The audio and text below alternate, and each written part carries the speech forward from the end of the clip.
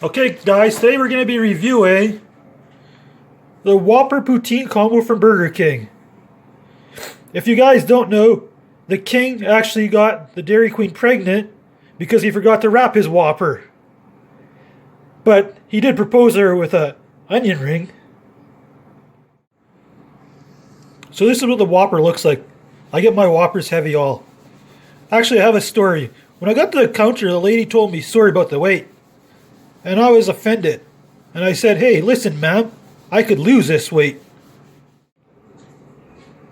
Okay, so after 5 minutes or so, I'm all done. As you guys can see. So today, I have to give this meal, the Whopper and Poutine meal, a 9 out of 10.